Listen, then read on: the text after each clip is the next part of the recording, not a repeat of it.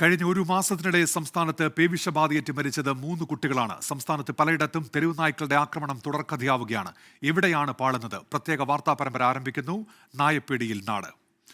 വിശദാംശങ്ങളുമായി ഇപ്പോൾ സുജിത് സുരേന്ദ്രൻ ചേരുന്നുണ്ട്.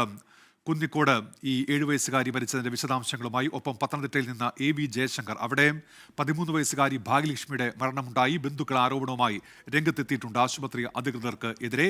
മലപ്പുറത്തുനിന്ന് സമീർ ബിൻ കരീം വാർത്തയുടെ വിശദാംശങ്ങളുമായി ഇപ്പോൾ ചേരുന്നുണ്ട്. തിരുവനന്തപുരത്ത് നിന്ന് ഉമേഷ് ബാലകൃഷ്ണനും ഇപ്പോൾ ചേരും. ആദ്യം നമ്മൾ പോകുന്നത് സുജിത് സുരേന്ദ്രനിലേക്കാണ്. സുജിത്ത്, ഇത് വലിയ വേദനയുണ്ടാക്കുന്ന ഒരു സംഭവമാണ്.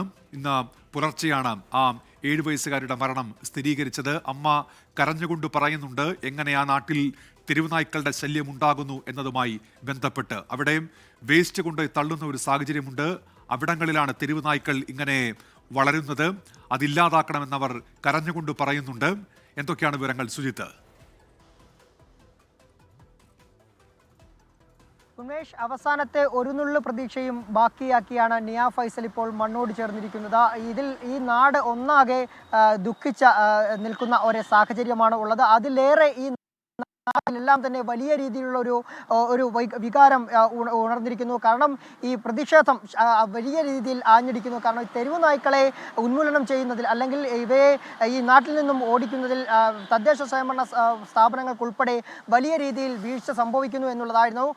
അത് പ്രധാനമായും ഒരു വർഷത്തിനിടെ ഇത് 2ാമത്തെ മരണമാണ് വിളക്കുടി പഞ്ചായത്തിൽ പേവിഷബാധ മൂലം ഉണ്ടാകുന്നത് എന്നുള്ളതാണ്. അത് ആദ്യം ഒരു 47കാരനാണ് മരണപ്പെട്ടതെങ്കിൽ ഇപ്പോൾ ഒരു കുഞ്ഞു ജീവനാണ് നഷ്ടമായിരിക്കുന്നത്. ഇത് ഇനിയും ഇതിനെതിരെ നടപടി പഞ്ചായത്ത് അധികൃതർ ഉൾപ്പെടെ സ്വീകരിച്ചില്ലെങ്കിൽ ഇനിയും നിരവധി ജീവനുകൾ ഇത്തരത്തിൽ പൊലിഞ്ഞു പോയേക്കുമെന്നുള്ള ഒരു കാര്യമാണ് ആളുകൾ പറയുന്നത്.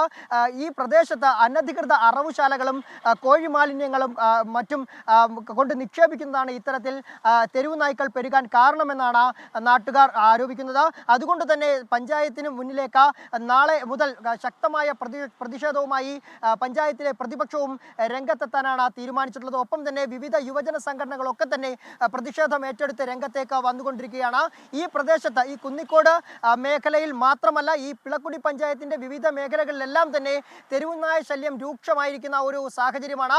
ഇതിന്റെ ഏറ്റവും ഒടുവിലത്തെ രക്തസാക്ഷിയാണ് നിയ ഫൈസൽ എന്നാണ് ഈ നാട്ടുകാർ പറയുന്നത്. ഇനി ഒരു നിയ ഫൈസൽ ഈ നാട്ടിൽ ആവർത്തിക്കാതിരിക്കാൻ ശക്തമായ നടപടി ഇവിടെ മുതൽ ആരംഭിക്കണമെന്നാണ് ഈ പഞ്ചായത്തിലുള്ള ജനങ്ങൾ ഒന്നടങ്കം ആവശ്യപ്പെടുന്നത്. ഇവിടെ മാത്രമല്ല, വിളക്കുടി പഞ്ചായത്തിനോട് ചേർന്ന് കിടക്കുന്ന പുനലൂർ നഗരസഭയിലും അതുപോലെ തന്നെ പട്ടാഴി, തലവൂർ തുടങ്ങിയ വിവിധ മേലില പഞ്ചായത്തുകളിലൊക്കെ തന്നെ വലിയ രീതിയിലുള്ള തെരുവുനായ ശല്യമാണ് രൂക്ഷമായിരിക്കുന്നത്. ഇതിൽ ABC പദ്ധതി ഉൾപ്പെടെയുള്ള വലിയ രീതിയിൽ പാളിച്ച സംഭവിച്ചതാണ് ഇതിന് കാരണമെന്നാണ് പറയുന്നത്. പ്രത്യേകിച്ച് ഈ പദ്ധതിയുടെ രൂപം മാറ്റിക്കൊണ്ട് ഈ 2000 രൂപ ഒരു തെരുവുനായെ വന്ധ്യംകരിക്കുന്നതിനുള്ള ഒരു പ്രത്യേക പദ്ധതി തയ്യാറാക്കിയിരുന്നു. ഇത് പാളിപ്പോയതാണ് ഇത്തരത്തിൽ തെരുവുനായ പെരുകാൻ കാരണമെന്നുള്ള ആക്ഷേപമടക്കം ഉയരുകയാണ്.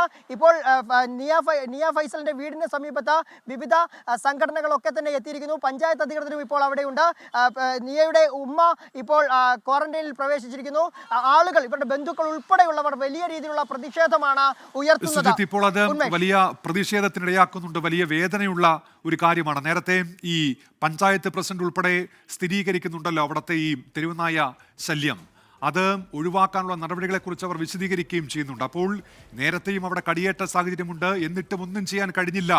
ഇതിൽ പരിഹാരം കാണേണ്ടവർ, അവർക്കിതിൽ ഇടപെടാൻ കഴിഞ്ഞില്ല എന്നാണോ സുജിത്ത്? തീർച്ചയായും ഉന്മേഷ്, ഈ 2 പേരുടെ മരണം മാത്രമല്ല, കഴിഞ്ഞ കുറേ നാളുകൾക്കിടയിൽ രാത്രിയും പകലും വ്യത്യാസമില്ലാതെ നിരവധി പേരാണ് ഈ പ്രദേശത്ത് മാത്രം തെരുവുനായയുടെ കടിയേറ്റിട്ടുള്ളത്.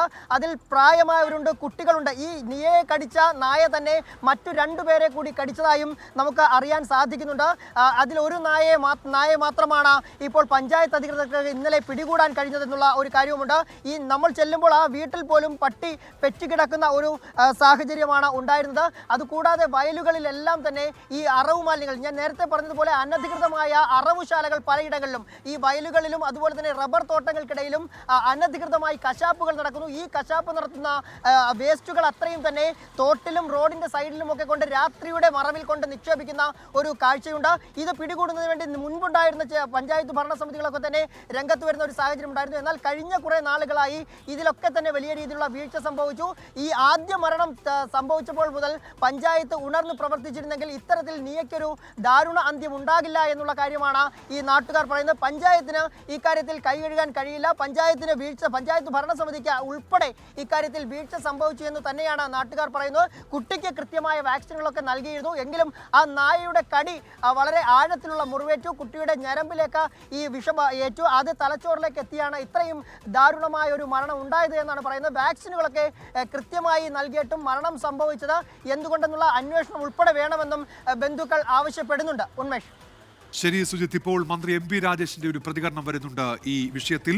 തെരുവ് നായ്ക്കളെ പിടിച്ച് വന്ധ്യംകരിക്കുന്നതിനുള്ള വ്യവസ്ഥകൾ കേന്ദ്ര സർക്കാർ ലഘൂകരിക്കണം എന്നാണ് മന്ത്രി എം പി രാജേഷിന്റെ പ്രതികരണം. സംസ്ഥാന സർക്കാരിന് ഈ വിഷയത്തിൽ ഇടപെടാൻ പരിമിതിയുണ്ട് എന്ന് മന്ത്രി പറയുന്നു. വന്ധ്യംകരണം മാത്രമാണ് ഈ തെരുവ് നായ ശല്യത്തിനുള്ള ഏക പരിഹാരം എന്നാണ് തദ്ദേശ വകുപ്പ് മന്ത്രി എം പി രാജേഷ് ഇപ്പോൾ നിലപാടായി വ്യക്തമാക്കുന്നത്.